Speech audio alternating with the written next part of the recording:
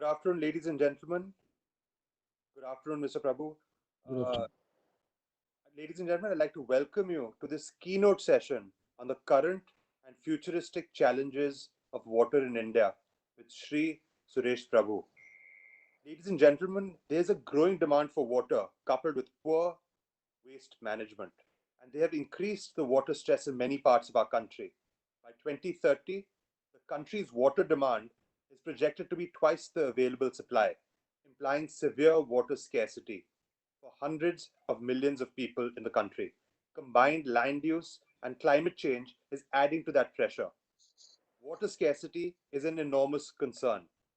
Water and its management will determine India's ability to achieve a high economic growth and ensure environmental sustainability and improve the quality of life of its citizens.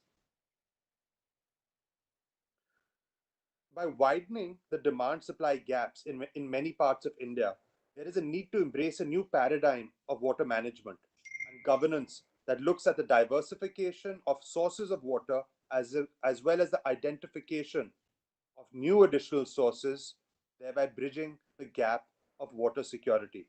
The costs of ensuring safe and reliable water gets outweighed by the benefits in terms of human health, socio-economic development, and environmental sustainability. The country needs a novel approach to water management, and we are delighted to have with us today none other than Mr. Suresh Prabhu, the South Asia Chair for Global Water Partnership, the co-founder of the Dialogue of Rivers of the Great Himalayas, Chairman of the Task Force of Interlinking of Rivers, and an Honourable Member of Parliament of India, as well as India's Sherpa to G20. Mr. Prabhu has, amongst many accolades, I do not need to introduce him to you because I'm sure you're all very familiar with his very laudable work that he has done for sustainability. Mr. Prabhu has been a champion of environmental causes and the climate change in particular, and specifically on water. His passion for water has been has been testimony through his entire political career and in many of his work that he's done while in government as well as outside government. Ladies and gentlemen, we'll have the opportunity to hear from Mr. Prabhu, and hopefully, if Mr. Prabhu has time, we would be able to take question and answers after his speech. If you have these question and answers, again, I would request you to put your comments on the question and answer dialog box so that we can pose those questions to Mr. Prabhu, following which we would be closing this session by in 50 minutes time. I think that is the time we have with you, Mr. Prabhu. Yeah, whatever you permit me to have, but of course, because you are a friend, but I had to another webinar. That's my only request is. No, no, sir, I am on your WhatsApp chat. I get you are very, very busy in these COVID times. I hope you are well, firstly. But over to you, sir. So, Nikhil, thank you very much. Also, thank the CI Water Institute, their executive director Narula, and all other team members for actually organizing this event, bringing different facets of water-related issues together to discuss and find out answers to this. I personally experienced the good work that CI Water Institute has been doing, and Mr. Dhruv Sani has been providing leadership with a very able support from very good experts. As a result of that, CI Water Institute has emerged as one of the major, not just a think tank, but also an institution which is actually working on the ground to deal with various aspects of the issues. We all know the water issues actually. There's no need for me to reinvent the wheel. I mean, everybody knows what are the problems, what are the challenges, how to solve, what to do. But somehow, this is not at the core of our public policy.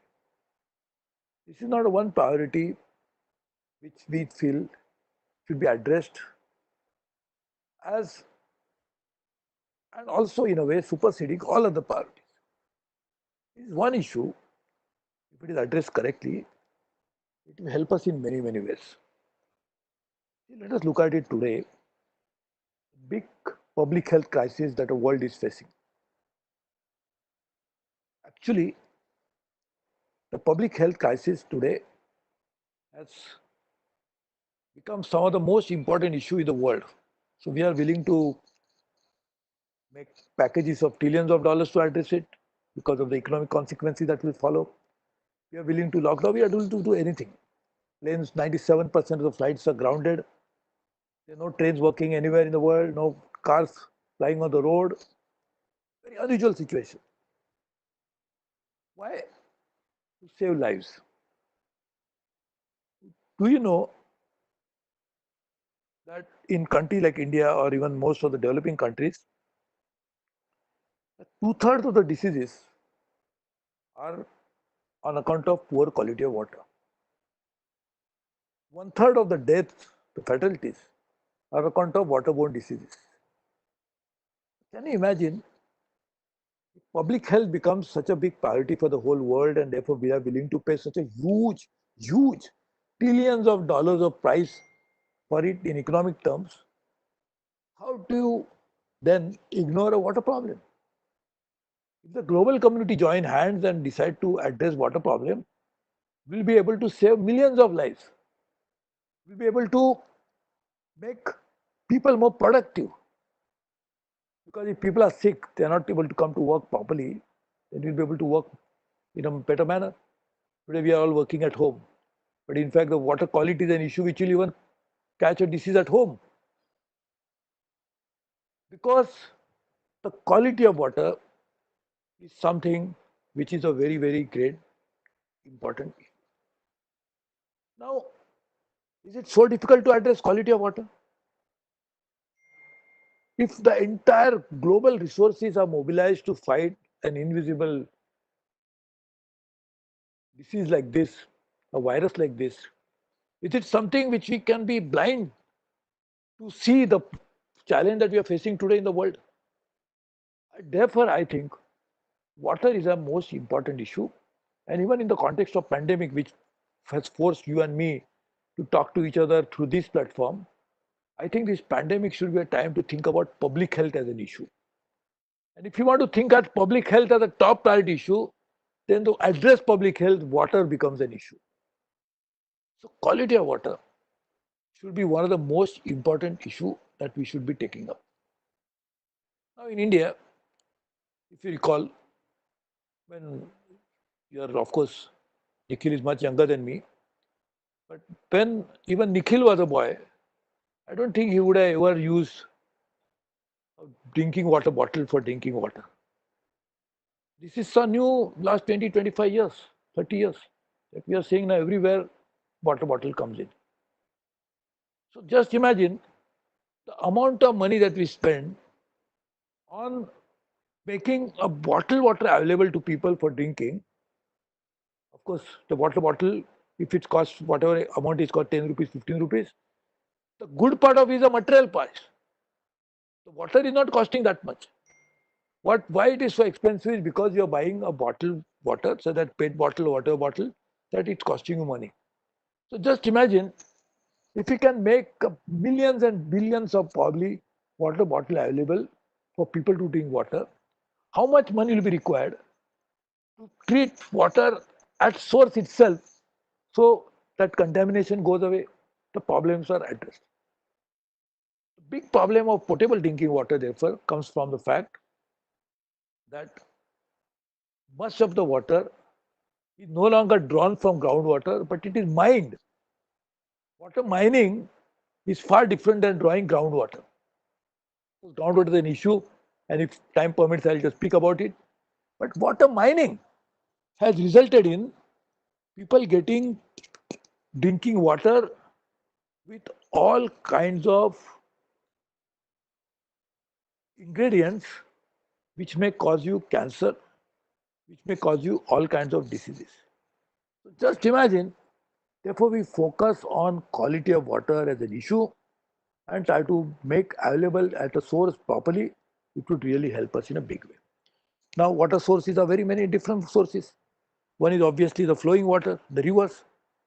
Now, the cause of non-source pollution in rivers has to be addressed properly. So, proper management of water should start with the quality of water, because good part of it goes into potable drinking, and that has caused adverse effect on health. Just because they talk about health crisis, that's why I mentioned it.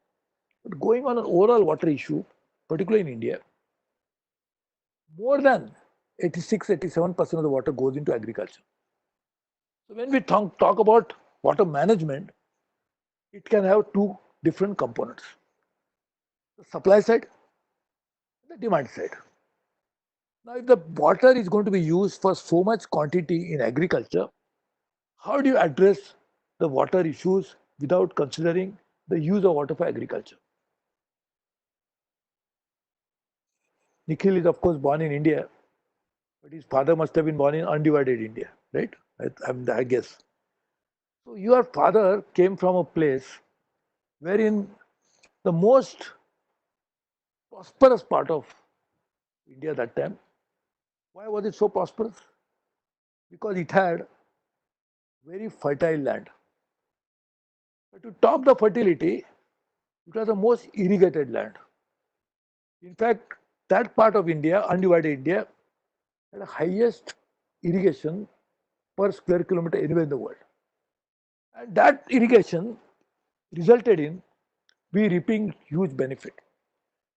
Our part of Punjab became the food bowl for the country. But agriculture, water that we use, is one is irrigation, that is using surface water. But now we have started using huge groundwater for agriculture. That means in state like Punjab, we are drawing water from below the surface and using it for a crop like paddy, which is extremely water intensive, but also normally used in water rain fed is the source by which you do this paddy plantation. Paddy. So unfortunately, now we are turned into a situation wherein we are using water by whatever means for agriculture, which is right, because ultimately food is the most important aspect for living. But along with food, can we live without water? So you can always eat, but can you survive without drinking water? And therefore, if water is a major source of producing food, can we be oblivious to the reality of so much of water going into the food? End of the day, that food is produced for making sure that we survive. We cannot survive without a water that goes into making that food. And therefore, planning of India's water management from demand side will require a proper management of agriculture and its usage of water. There's so much of water, if it goes into agriculture, then it depends upon what should be the cropping pattern. You should use, as we always made the slogan, that per drop more crop. But suppose per drop more crop will demand that your cropping pattern should be scientifically designed. You should take up a crop at a place where it makes sense to take that crop. For example, should we make a, of course, my dear friend, his family is also into making sugar as a major business, Triveni. But just imagine you are producing sugar cane at a right place where you have got your sugar mills.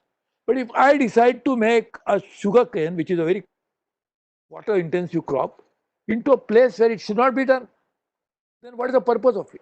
A good example of it is Kaveri Basin, where we are using water and using it for making a crop like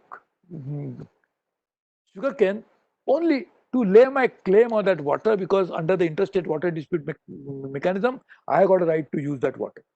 Can we therefore decide a national level cropping pattern? Rather than states deciding to do that, if we decide a national cropping pattern, this issue can be addressed. In any case, the crop like wheat, which is produced in Punjab, is feeding the rest of the country. Can we therefore not? Why? Then in that case, one state should insist on making a crop which defies the logic of from water management issue. So first and foremost, I think from demand management side, the cropping pattern for agriculture should be properly decided, which in turn will ensure that we'll be able to probably produce more crop.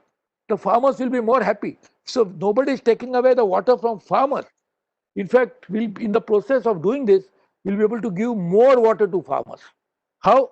Because if you decide a cropping pattern and you really produce a crop at the right place where that particular soil allows it to happen, as well as proper optimum utilization of water happens there, then obviously the more water will be made available. And therefore, releasing of water from today's cropping pattern system is the most important prerequisite for a proper water management of the country. So this has to be done. Third part of that is who uses the water? Industry uses the water. Of course, industry, contrary to the belief, the industry uses not so much of water because firstly it is not available, secondly it is also priced normally quite high for the industry, so there is always a use. So therefore I think your seminar today is focusing mainly on wastewater management. So it's a very good thing. But wastewater is actually focusing on use of water. So when it's used, how to recycle it, what is to be done, etc., etc. But the water that is available to industry is also depends upon how much is the water released from the predominant use of it by the other sources.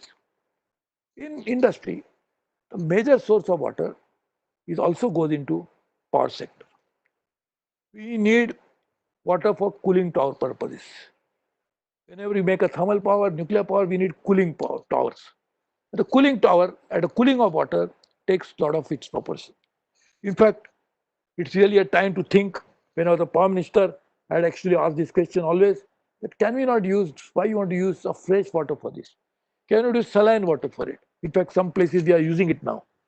Idea should be that try to use water in a manner that only, because we have only 4% of the fresh water of the world, only use that, use it for that source where there is no other choice available.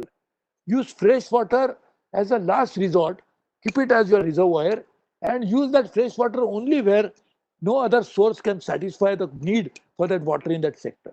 For example, agriculture. You cannot do agriculture with saline water. You have no choice. You have to use the fresh water only. And therefore, there the intervention that should come from demand side would be the cropping pattern side. But in case of industry, in case of use of water by power generation, you can use it different forms of it. The other aspect of power and the water issues that are going to be very, very important in a country like India particularly is water is also a state subject. So all the states feel rightly so that I have a right over this water because it is flowing in my river. River originates my place. So that poses question about upper riparian and lower riparian, the upstream and the downstream states. Who has a right over it? We could resolve this issue properly. So even under the constitution, we realize there is going to be probably challenges. So we have most of the rivers in India, most of them, major rivers, are interstate rivers. They originate in one state but flow into various other states also. So we have to work out now a different model for management of water resources by giving certain rights. The states enjoy that right anyway, but how to exercise that right? For example, what does this interstate water tribunal, what do? They actually allocate this water to a particular state and the state has to use that water. And that's why I was saying that just because I have a right to use that water, I try to use it by probably even not necessarily adopting the most scientific cropping pattern. I don't do that because I want to exercise my right. I want to keep that water with myself. Can we therefore use a different methodology now? Can we incentivize the state who has the right over the water under tribunal, but because of this reason of science and others, we should not be using that much of water? Can we therefore monetize that right? Can we give state some money in lieu of not exercising the right, and that can be given to by the other state which is going to use that right, and therefore it's like a tradable right of the water. So state doesn't lose anything.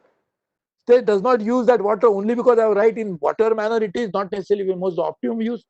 Can it be done in this particular manner? Can we therefore also do, and something which is very important, is that water is a basic human right. It should be. Every person must have right to water. Now, how much that water should be? Is it 40 liters, 100 liters, 120 liters? It will change. In some countries, it can be even as 500 liters and 1000 liters. But in India, at least basic minimum necessities, which you require for drinking, for cooking, for bathing, and for other purposes, how much of water that you require. Having decided that, can we therefore, using the same analogy of states exercising the right and therefore enjoying certain benefits out of that right, can we therefore give that right to a community? I'll tell you a very interesting stage which was cited by a friend of mine called John Briscoe, one of the finest brains on water management in the world. He was a South African. He was a water expert with World Bank, and he had studied a lot of water issues globally. He became my friend because he somehow felt that I and him on the same page in terms of thinking on water issues. There was an instance, we have a place outside of Chennai where there is a water reservoir, and the farmers were using that water for their own cropping. There was a proposal that if farmers don't use it for water because they hardly get anything, say 5,000 rupees per acre as a revenue or their yield, can they sell that right to somebody else and make more money out of it? What would happen? The farmer is happy because he was doing it only for survival, he will get more money. At the same time, that water usage becomes far better. But then to answer this question in the right manner, we need some kind of an regulation, a body which can look at these issues in a way that just because it doesn't become water doesn't become another commercial trading platform. It should not be. It becomes optimum utilization of water from scientific basis platform. And to do that, we need experts of water, etc., to come together and decide a proper regulatory framework to make this happen. Another important issue, and that's why I really thank the Honorable Prime Minister. He has set up a now integrated water ministry, Jal Shakti ministry. I remember I used to deal with water issues in many forms. I have mentioned it globally. Actually, I was on the World Bank Global Water Institute. I used to work with them. I worked with Greater Himalayas, all 10 countries in Himalayas. I have dealt with them to deal with the water issues. I have all 10 countries. Then I was also part of dialogue with many other countries on discussing water. I was a global water partner, many, many things. But one responsibility was interlingual of rivers. When I was dealing with this, I had 5,000 meetings conducted, 5,000, to talk to all stakeholders, farmers, politicians, chief ministers, everybody. And in the process, we came to the conclusion that water is a very volatile issue. It can cause a lot of problems over a period of time. And therefore, we must have an integrated approach. At that time, there were 13 ministries, department of various government departments at a central government were dealing with water. So I had made a proposal to then Prime Minister Atal Bihari Vajpayee that there should be an integrated water resources ministry. Unfortunately, in 2004, we lost the election.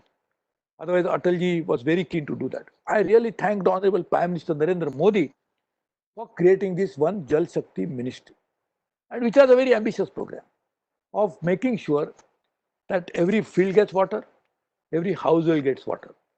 Household will get water through piping. Now we'll have to think about system of how do you make it more efficient. Because as you know, there are transmission and distribution losses in power sector. I was also power minister. I think we should avoid the transmission distribution losses of a different kind. There is no transmission that way, but the distribution losses in power, in distribution of water ultimately to the household or to the field. So we have to come out with some imaginative ideas and imaginative system to make it happen. I think that is what I am sure my dear friend, the Minister of Water Resources, would be definitely looking into that. And I am very sure he will be doing that. And then there are very good officers there, including my dear friend Bharat Lal, who is also working on that issue. I am sure they will be addressing that issue properly. While we do all this, that brings us to another very interesting aspect of it, and that is the issue related to groundwater. The amount of groundwater that we are taking out, and this was very one estimate, is 3 times of the annual flow of a Yangtze River. So Yangtze River is one of the mightiest river. If so much of water we are taking out and is not the aquifers are not recharging, you can imagine the consequences it is going to have on the future water security. Now, one day when there's a time permitting, we'll discuss about how this started, how this groundwater was encouraged. This happened after the second, or rather the first green revolution, when the surface water was finished, the high yielding varieties were planted, and because of high yielding varieties, more water intensive cropping was done, and therefore there was no surface water available, so we had to use groundwater. And then, therefore, we gave free subsidies to electricity to ensure that groundwater is, when it is taken out, the farmer who is using, because same farmer or the same set of farmers, the same cropping pattern will be taking, one will take wheat on surface water, something but will do wheat on groundwater. So there will be different cost of production. So we actually dealt with that in a different way, which has have an adverse impact on both water and electricity. That's a different matter. But coming to the issue of groundwater is something which we really need to look at. So when we want supply side intervention, because demand side intervention we talked about, one of the best supply side intervention would be to ensure that groundwater is properly recharged. Aquifers are recharged. We have to have a major program to do that. We must have a major program from supply side is to recharge not just aquifers but also water bodies. We have number of water bodies. In fact, I will tell you, there are certain rivers who have gone dry. They no longer flow. Why they have gone dry? There is one fundamental principle. All rivers need minimum flow. If there is no minimum flow, after some time you will find the rivers don't become rivers at all. So in case of some of the rivers in India, we can call them sewers than rivers. But why it happened? Because of more and more water being drawn, but most importantly, those rivers are connected to streams. The streams ultimately make a river flow, and that minimum flow ensures that river will perennially flow. But those streams, the water bodies, have been under attack for a long time. They have been taken over for agriculture, for housing, and for a variety of purposes. As a result of that, what are the wetlands were there, which is there in the Ramsar Convention? We have to maintain the wetlands. But those wetlands have now made way for a dry infrastructure. So wet has gone, dry has come up. As a result of that, we'll see over a period of time, we will lose our rivers' ability to flow. And rivers in turn, if they do not there, what happens to the civilization? All our civilizations are around the banks of the river. And the rivers are flowing because of these water bodies. So I think we must have a major program for restoration of water bodies, which in turn will ensure that augmentation of water will happen, because only 4% water, bulk of it we never realized because we have depleted it, because groundwater, which was not seen before, but now we are using it, has solved that problem temporarily. But if both groundwater and surface water comes under threat, we'll have a problem. In fact, these water bodies on the surface are also responsible for recharging of groundwater. So this is necessary program that we should undertake on a massive scale as augmentation to address this problem. Climate change, and you mentioned rightly, Nikhil, is going to put very serious threat on the water. I think water is one big casualty of climate change, because first the nature cycle has changed, and it is hopefully it will not change irreversibly. But as a result of that, as the scientists have been warning for a long time, that there will be too much of water for some time, and too much water will flow from the skies for some time, and no water will come from the skies for a long time. In any case, in India, 86% of the water that is available to us come from precipitation from rain. In some countries, it is also melting of snow that gives water. We get it, but not so much. So now, if the climate change is going to change the complete nature cycle, it is going to have a huge impact on our ability to use water. And India, where we have so much of little storage, our per capita storage in India is 10 times of what per capita storage of United States, which get water from both, from melting of snow as well as from the from rivers, which comes because of rain. So just imagine, we should have more storage because we are more vulnerable and we have only very limited time when we get that water. Just imagine, I'll just tell you the exact context.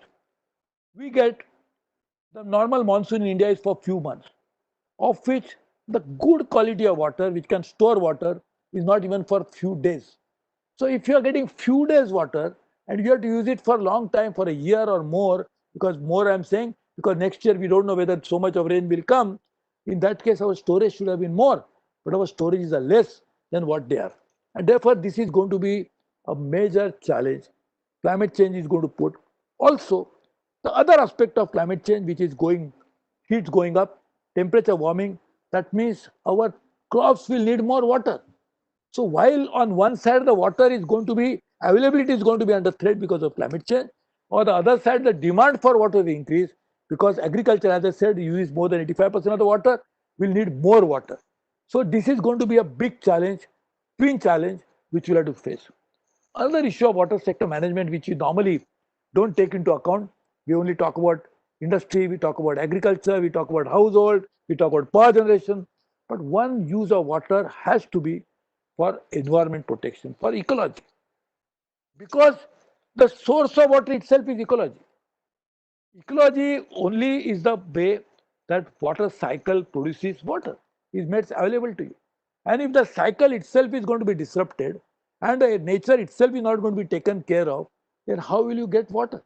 So making sure that we keep water for biodiversity, we keep water for such ecological purposes that are necessary, will never get the kind of water. And that ecology itself is under threat because of climate change. But while the climate change is one aspect to deal with that, independent of that, we have to ensure that water management issues will also focus on providing enough water for ecology. In fact, we are seeing today that a good quality water, you just find out the source of river. Most of the rivers, of course, originate in mountains somewhere, but also in the forest. Even Mumbai, the water source, now we need much more water because population increase, but source of water was National Park in Borivali. Most of the water sources and good quality water comes from there. If a water naturally purifies there, when I was talking about quality of water earlier, just imagine the nature itself has a purification system. We don't need purification system of modern science, but those purification system depends upon ecology. And therefore, we must ensure that our water problems are also dealt with in this particular manner. Now, the other aspect of water problem in India, which is also becoming a geopolitical problem. I said our rivers pass through various states, but they also pass through various countries. What we get, we are the downstream because most of our important rivers originate in China, Tibet. While we flow from there, there are some downstream countries like Bangladesh, it also goes to Pakistan. Then we have water related issues with Nepal, with Bhutan. Just imagine if we don't address the water problems in a proper manner, it could have geopolitical consequences. And therefore, water is an issue which is a volatile issue, which can actually cause political, social tension. It can also cause cross-country tensions, and therefore to deal with that is very important. And in that context, I was working on an idea that Himalaya is a water tower of the world. It provides water on one side to Mekong River, on the other side, in South Asian side, it comes and actually originates most of the important rivers of the country. And that water tower is under threat because of climate change. And that is going to create a lot of political issues. It is going to create environmental issues. So if you protect the water tower properly, we can ensure the downstream countries will be able to address it in a proper manner. In fact, there are a lot of work we have done on that. And I think there is a ICIMOD institution which is now based in Kathmandu, and we had worked with them and trying to link between water and several aspects of it. We need now to deal with water, and this wastewater that you are dealing with today is also a very important issue because wastewater is not a waste really, it's water. I remember in the first India Water Week, Water Week in Singapore, the Prime Minister of Singapore showed us the entire chain on the screen how a drainage water is being converted to potable drinking water. And he showed it, how is it coming? He took the same glass of water and actually drank it. So there's nothing like waste. It's a water. Only it is now probably contaminated with something else. So how do you make that happen is a technology issue, and we are technologists. But while we use the technologies, whether for desalination, I can see Mr. Rangnath sitting here, and he's from Chennai, and there's a one big desalination plant coming up. Of course, he uses very effective pumps and works on that. But just imagine desalination also going to require energy. So what kind of energy you are going to use to desalinate? I remember I had gone with Dr. Abdul Kalam, our president, on his first ever foreign visit. Me and Mr. Arun Shori, we gone together as his accompanying ministers. And when we went to Abu Dhabi, he asked a very pertinent question because you were shown this desalination plant. He said, can you not use solar energy to desalinate your water? Of course, so Abu Dhabi didn't have problem that time or even don't have today because they have got so much of oil and gas. But just imagine in a country like India, where we are importing oil and gas, can we not use a new source of energy, like solar energy, for making wastewater potable or reusable, or desalination, a process which will be carried out by using source of energy which will be renewable? And many such issues need to be discussed, but I can look at the time. I in fact exceeded my time limit, which always happens. It is like somebody who is interested in history, a historian, and you tell him a typical interesting subject, like in Maharashtra, somebody is interested in Chhatrapati Shivaji Maharaj, everybody, many interested. If you start talking about it, you can never end it. So for me, water is a very issue very dear to my heart. Therefore, I can keep talking about it, but I know the limitation of time. You have some other programs, so I will stop here. But I will tell you something that a Water Institute of CI has become a very important platform. All important stakeholders operate from this platform: scientists, policymakers, users of water, farmers' organizations, including, or the broader perspective of water that comes in from global institutions. All of that are available on this platform. So use this platform more effectively to become the new guiding force to address the water challenges of India. And I'll tell you something. If you ask me one big challenge India is facing, it's water. And therefore, if you address water problem, many of the issues will get addressed. Water will bring prosperity, but lack of water will create tensions. And therefore, we must address it properly. And to do that, I am sure to support the government activities, to guide those who are working in the field. There are many who are working in the field. Even in my, I have won 4 Lok Sabha elections from Konkan, which has a lot of water, but at the end of the day, no water available. So we have worked with a lot of activities on the village level. We have created farmers clubs and we work with them.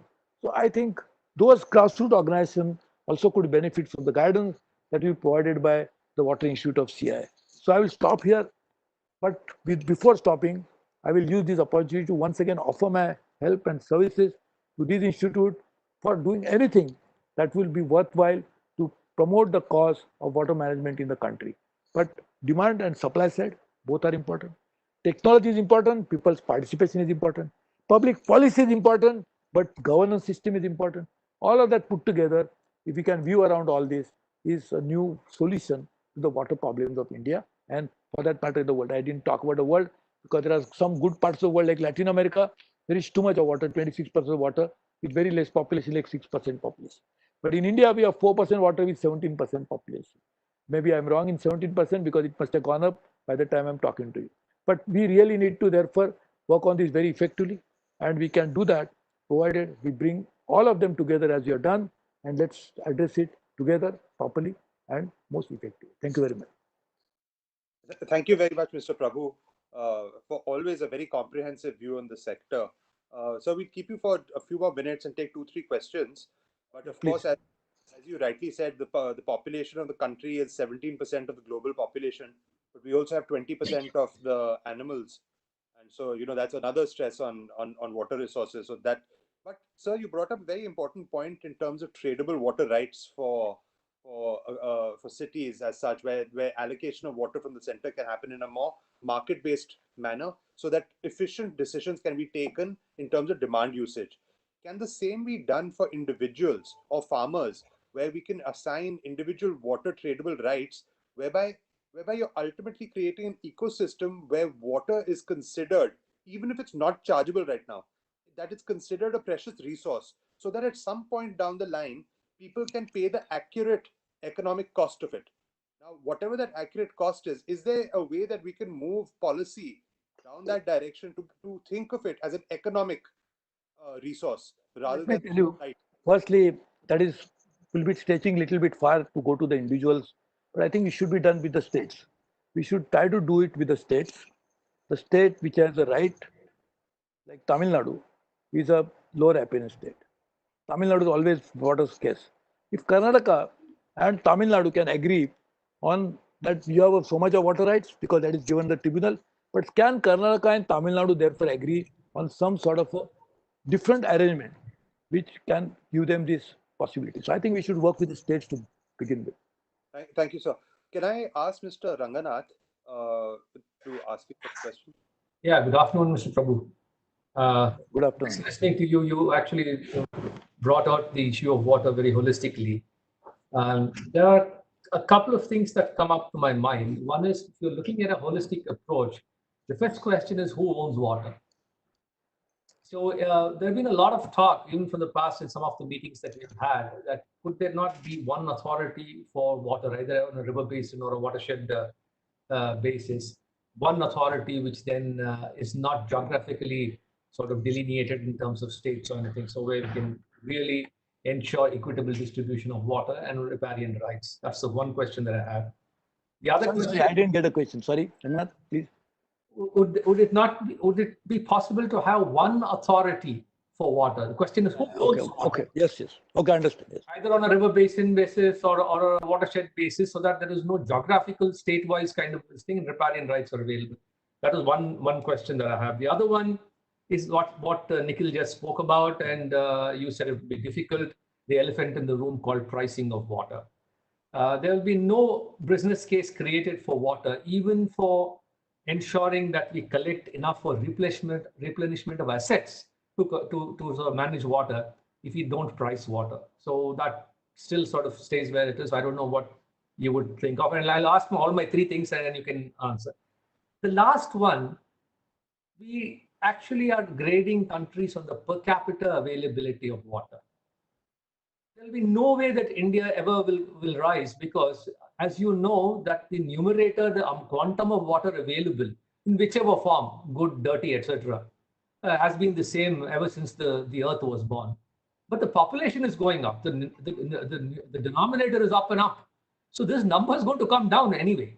So it's all the more important that we find another metric to see there's equitable availability of water in whichever way we do. Either we sort of course, you've suggested that we recycle, which is very, very vital. So multiple use of water is a vital aspect. And what do we do in terms of getting legislation in that makes it mandatory? Okay, the first thing is actually the one authority for water. As I was saying earlier, that there were 13 departments in the government of India which were dealing with water, which had prepared in 2004. So Prime Minister Modi has actually done the right thing to make one single ministry for water. So in a way, there is more unified approach to water sector. But water is also state subject, and therefore the way to deal with it is to basin management.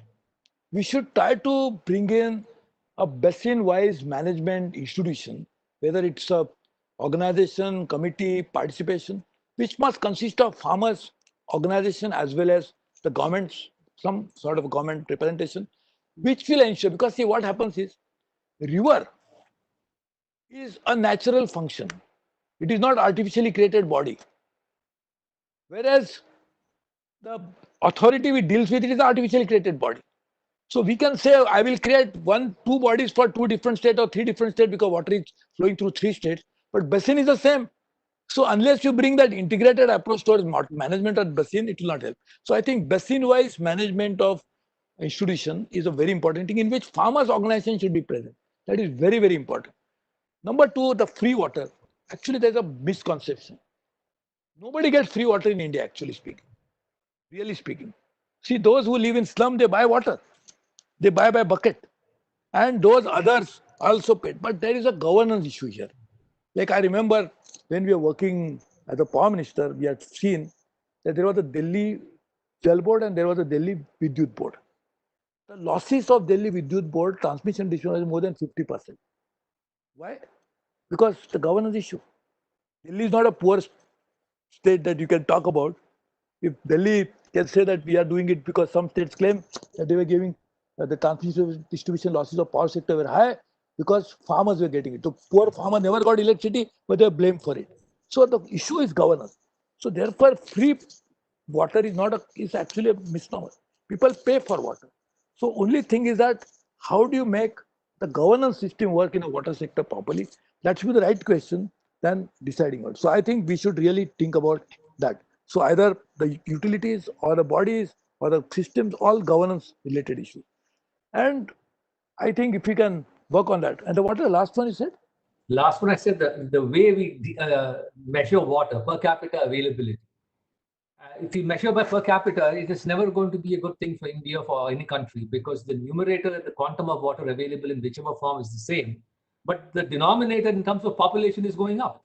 So we need to find another metric which says that, okay, this is water is enough and this is how we go about equitably distributing it and having access. There's very clearly, and that is not just for water but for all natural resources. The problem is, and I always said that you normally talk about natural resource management has to be a demand side issue, demand side management. Why? Because you cannot grow natural resources because you want more demand. You cannot do that because that is decided because it's a natural capital. It cannot be infinite. It has to be managed properly.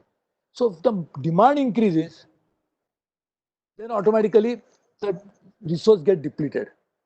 So demand management in case of water would be population control also.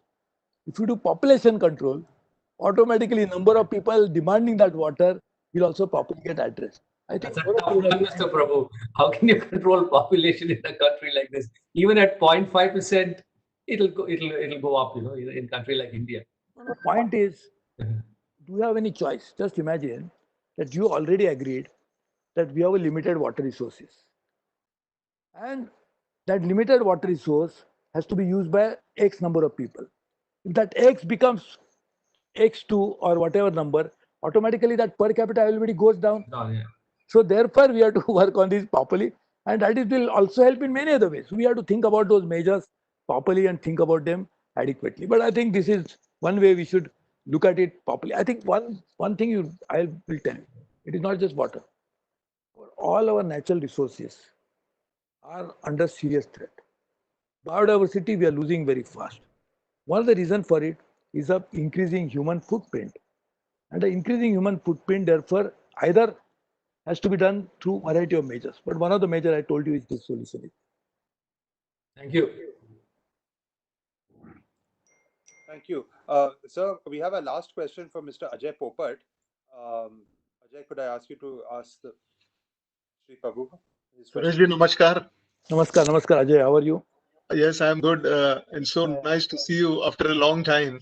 I know. Thank you very much for and thank you for being with us this afternoon because, as you know, I'm a fan of yours since the time when you were you're the chosen one by Atalji for his vision of interlinking of rivers. And right through, I have followed you when you became, you're also part of the Ministry of Environment and Forests, so which is again talking about environment sustainability. And then you became part of 3 ministries where water became almost a raw material. The Ministry of Chemicals and Fertilizers, the power, and later on the Ministry of Railways, where the Rail Neer project really took off under your leadership. So having gone through a process of vision to its implementation under the various responsibilities that you undertook, Sureshji, you truly are a champion on water, as you understand it well, and you are recognized not only in India, but globally. So my question to you is that with your vision and with your experience and with your knowledge, how do you see India poised today under the dynamic leadership of Mr. Modi? And also this morning we heard Mr. Shekhawat and his vision. It really reflected all what you have been saying for years. So my two questions to you is that, are you seeing your vision on water coming true in years to come, and are you on the right track? And if otherwise, what do you think are the necessary corrections to be made in order to see that we are not water stressed, but we are water surplus with our strategies? Of course, whatever Prime Minister Modi is doing and under this new Ministry of Jal Shakti is most welcome and the right thing to do in a given situation. And I think that's the right part to pursue. Only thing is that to become water surplus, as I said, we'll have to work on both ends, augmentation and demand side. That means water efficiency measures will have to be adopted. All kinds of new incentives will have to be offered to various users of water so that they use less water and over a period of time will never become surplus per se, but at least will be self-sufficient in water. Even if that happens, that's a very good thing to happen. Now there is a challenges. Like for example, the problem in India is that the Brahmaputra basin per capita availability of water Yes. probably 7-8 times more than water basin availability in Penar basin where Mr. Ranganathan is right now sitting, because that's a disparity. So how do you solve these spatial disparities? Number two problem is that we get only one source of water mainly, that is rainfall. So how do you Precipitation. store that water? If you don't store that water, how will you use that water? Because water cannot be instantaneously used. See, it is not like electricity. The electricity problem is exactly the problem opposite of the water problem. What is the problem in electricity? That when it is generated, it has to be instantaneously consumed. Yes. Unless the energy storage issue comes in, then you can address that problem. And water is exactly the opposite. That you have to use it for almost a year or more, whereas it is available for a very short period of time. So therefore, what is available in very few hours or few days, and you have to use it for a long time, then storage becomes the issue. Of course, nature has provided storage. All this, that's why I was talking about the water streams, I was talking about lakes, I was talking about various kinds of different water bodies. All of them were provided as water reservoir, water storages by the nature. We have to make them workable, but maybe we also look at water storage issue on a different basis. So that, because then only we can give water to at by 24/7 to people, also by giving it to the farms, because farmer is going to require it in, say, for example, rabi crop. Now he's going to take a rabi crop in summer, and in summertime water is not available, so either use his groundwater or use it to irrigation. But even then, irrigation is a storage. How do you use irrigation otherwise? Or how do you use groundwater? Groundwater is a storage. But now that limitation of that, over a period of time, it has been under some stress. So we have to look at water storage issue in a very significant way. And I think that's the only way it can happen properly. In fact, I will tell you something, I can very clearly see that, and that's where the population issue comes in. Increasing population is going to put also pressure on land. Because I told you, we have got 4% of water, but we have only 2.2% of the land. And without land, you cannot even have a storage. So even rivers are actually flowing on land. Can you have river without land? So rivers cannot be without land. So therefore, land becomes a very important issue, and that's be also a limitation on that. So unless we look at natural resource management and look at water resources in an integrated way, not integrated only from the user point of view, which I told you, basin management, etc., the user point of view, but also in terms of bringing land, water, energy, all the issues together, because this is all are integrated to one another. So I think that kind of integrated approach is very important, and I'm sure once we take that, we'll be able to address the issue even in a better manner than what we are doing today.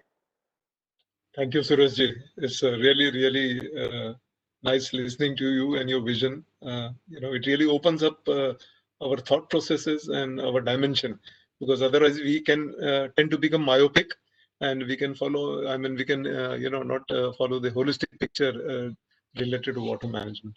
Just last point, because Mr. Ranganath was asking me this, and I wanted to just tell him that, see, you should try to understand the free water and issues related to that. See, every person must have right to minimum quantity of water. Whether it is 40 liters, 60 liters, 80 liters, indebatable. That becomes like his basic human right. The person who doesn't have the ability to buy that, you cannot make him die. So you must give that basic minimum necessities of water to person who cannot afford it, not for Ajay and me, but for those who cannot afford it, we must give them that particular quantity of water free. That is a basic necessity. Without it, you cannot survive. And why I'm saying this? I'm going to try to understand one thing. Even before this urbanization started, even before this modern civilization grew to today's size, people were getting that free water. People were getting water in the river. People used to go to the river and drink that water. So basic right now, you can say, if we charge water, then we should also charge for air. Actually, air and water are the basic rights of a human being. So I think you should try to therefore make a proper distinction between use of water for commercial and beyond a particular level. For example, if I am going to use water for swimming pool in my house, I should be charged 100 times more than what water is charging. Because what right I got to use swimming pool in my house? If I want to do that, I must pay 100 times more. But a person who has no adequate income, 85% of his income goes into buying food, the poor families, that is a historically proven document, then how can I now take even more part of his family budget to pay for water? Is it No really human? disagreement with you, sir. Therefore, I think we should try to think about it. No disagreement there. What I'm saying is we have a model for electricity. We give some 100 units free or 200 units free. We have a model. Why are we not using the model? Because there is a kind of a profligate use of water because we think it's a birthright and because it is totally free. I agree with you. The poor have to get it free.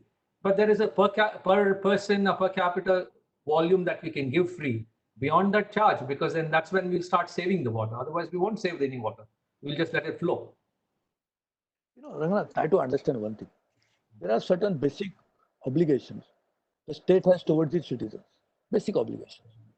So this is bare minimum I have to support. For example, then why not I charge for a police who comes and takes report from you when you say that there is a theft in my house? Do I charge you for that? No. Why not? Why should not I charge you for that? Why should I get free service like this? This concept of free has to be understood properly. There are certain basic human needs that has to be satisfied by the state. That's a job of a state. Yeah, I agree. It's a minimum right that a citizen enjoys, and we must provide that. But I am saying they have to make a distinction between that person who has that to exercise his minimum right and person like me who can afford to pay for it but Agreed. still not paying for it. That is the only point I'm making. I agree. No disagreement there at all. I fully agree. So thank you very much. And because that is in basic discharge of state responsibility towards its citizens. Yeah. Thank you very much, Mr. Prabhu. Ladies and gentlemen, I'm going to close this session. But as always, it's been a pleasure to have Shri Suresh Prabhu with us today. And thank you very much, sir, for your very comprehensive and holistic views on the water sector. Your demand side measures that you mentioned in terms of a national cropping pattern, as well as having tradable water rights, are truly unique. And I think that there's a lot that we could flesh out there. Along with that, of course, as you mentioned about the rejuvenation of water bodies and a need to have increasing recycling, which I have to say is getting more traction in policy, are all important points for us to take forward. But lastly, of course, is this whole energy-water nexus and how we could actually be more efficient. So, sir, I think there's a lot more to discuss. Hopefully, we can get the opportunity to get you back to address all our members and participants here. But again, ladies and gentlemen, thank you very much for joining for this keynote session with Shri Suresh Prabhu. Thank you very much, sir. Thank you. I look forward It was to supposed to be support. 25 minutes, but I was there for 1 hour. Thank you. Yeah. Thank you so much, sir. Thank you. Thanks, Nikhil and Ajay. Thank you, Nikhil, for chairing this session. Thank you, everybody, and all the speakers and sponsors. And now I declare this conference closed. We'll send the presentation to all of you, as well as the details of those, with the email IDs of speakers. Thank you. Thanks, Babu.